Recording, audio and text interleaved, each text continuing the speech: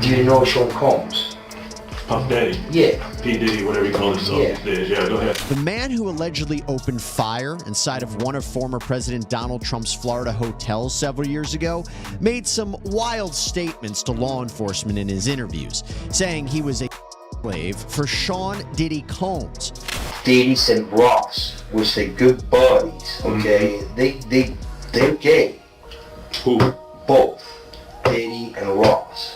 And they do satanic ritual, which is basically CIA mind programming techniques to their own family, kids. The Diddy saga is getting wilder than fiction, and there's this video floating around where Jonathan Oddi, a former S-worker turned adult film star, spilled some shocking details during police questioning about being involved in some seriously bizarre stuff with Diddy, Rick Ross, and DJ Khaled. This interrogation took place way back in 2018, 5 years before Cassie even filed her lawsuit. But guess what? A whole bunch of what Jonathan Oddi said back then lines up with Cassie's recent allegations. But wait, there's more. Oddi went on to make a laundry list of jaw-dropping allegations about Diddy. He talked about Diddy allegedly being part of the Boulé, the black arm of the Illuminati. And here's the kicker. After this interrogation, Jonathan Oddi was put in jail and he's allegedly still waiting to be sentenced, 6 whole years after that incident. So as you can imagine, the rumor mill is now churning at full speed and whispers are flying about this Diddy situation being part of a larger conspiracy. There's a lot to unpack here, so let's get into it. You understand? He used to belong to that Illuminated group that I told you about, which is an elite group, okay, of individuals which run the whole country. And I was like a slave, okay? For them, that's what I was. That's all.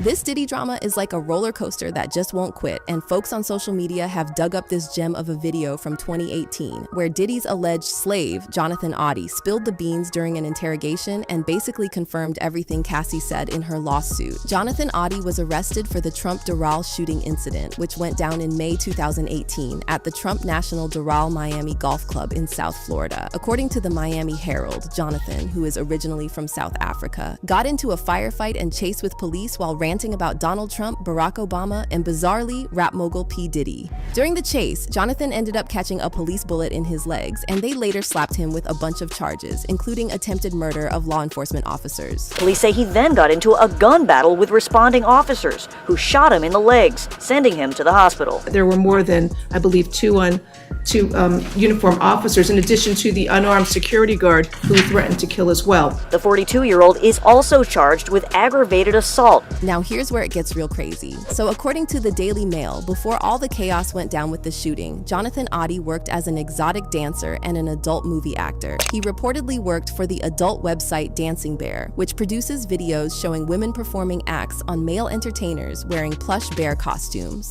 And now this video of Jonathan's interrogation pops back up online where he's dropping bombshell after bombshell about Diddy. He even alleged that Diddy kept him as his S-slave. And that's not all. Jonathan also threw Diddy's longtime buddies Rick Ross and DJ Khaled into the mix, suggesting they're all in on those FO activities.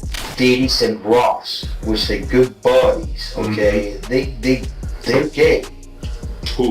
Both. Diddy and Ross. And Khaled. They're all gay, okay? DJ Khaled, Rick Ross, and P. Diddy? Yeah. They all gay? Yeah. Gotcha. So according to Jonathan, he engaged in acts with both Diddy and Cassie multiple times, and he claims Diddy would direct and record these sessions. I had with Cassie and Sean. Basically, he would tell me what to do with Cassie. I had like 15 encounters, and I heard a lot. Jonathan then went a step further, suggesting that these so-called freak-offs aren't just parties, but full-blown rituals. He tied it all back to the Illuminati, alleging that they're all about some seriously dark stuff like rituals, mind control, and even sacrifices. That's when Jonathan started talking about this place called the Bohemian Grove, this super exclusive spot owned by a club called the Bohemian Club. Every July, it plays host to a secretive 2-week camp where the elite of the elite gather. They do satanic ritual, which is basically CIA mind programming techniques to their own family, kids, etc. They're in the group, and they bond that way, okay? So they do they do killing of animals, blood sacrifices, and everything in the Bohemian Grove. Okay, right. The Bohemian Grove, the bushes go there. Now, when they asked Jonathan how he got all this insider info, he said heard it straight from the horse's mouth. And get this, according to Jonathan, Diddy is part of this exclusive club called the Boulé, or the Black Illuminati. And if that's not enough to make your head spin, Jonathan claimed Diddy has connections to the political elite, thanks to his lawyers, Mark Garagos and Ben Meiselas. Yeah, that's what I want to know. How do you know this? Do you know Sean Combs? Puff Daddy? Yeah. P. Diddy, whatever you call himself these days. Yeah, go ahead. Yeah, he's part of what's called the Boulé. The Boulé is a branch of the Illuminati. Okay. It's the black people.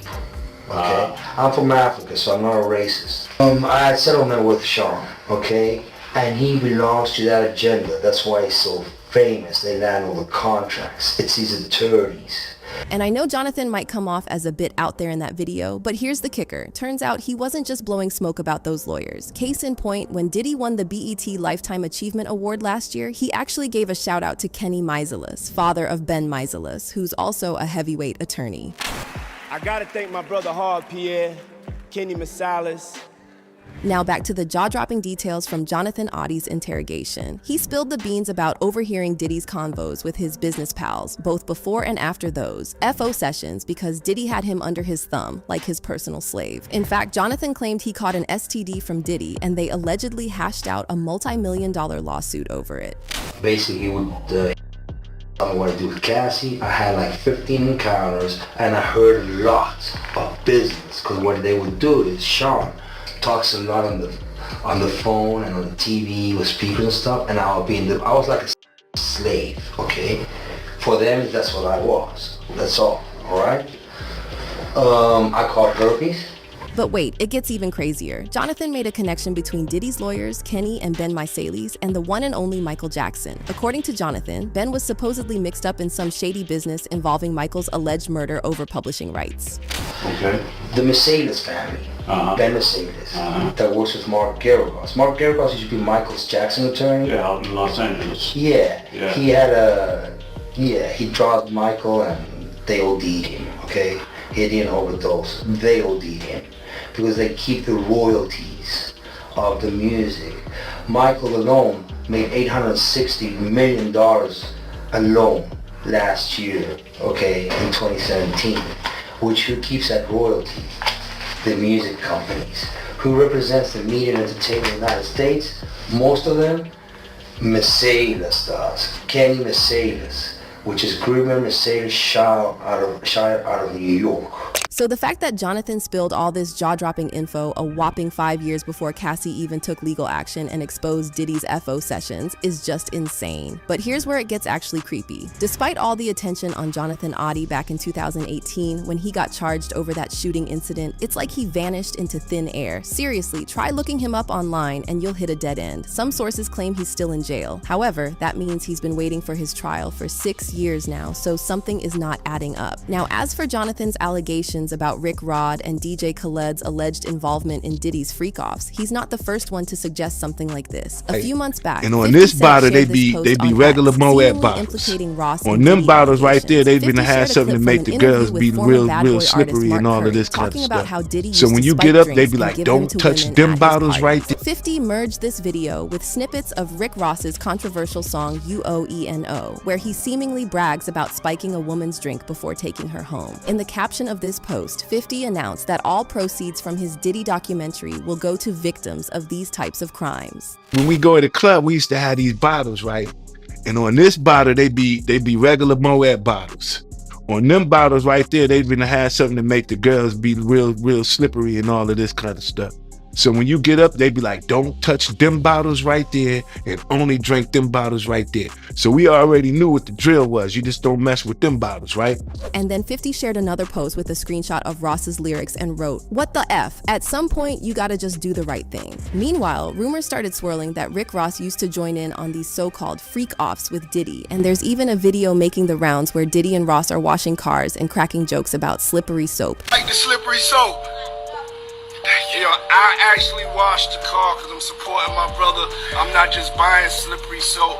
I'm actually using it myself. So, yo, just stay tuned to see Diddy and Rose wash a car. You and Diddy. As for DJ Khaled, he was a regular at Diddy's parties over the years, and Diddy allegedly introduced Khaled to Justin Bieber. A bunch of photos resurfaced recently of Khaled and Justin playing golf in Miami, and one photo shows Khaled with his shorts falling down while he's hugging Justin. And then this bizarre video popped up online with Diddy, Khaled, and Ross, where Diddy says he can't even discuss what DJ Khaled is capable of bringing to the parties. New York City, they say it's sold out. They told me this is sold out. I called Puff Daddy. He said, Kevin, where you at? And when I'm in Miami, when I'm in Miami, I need anything. And I mean anything.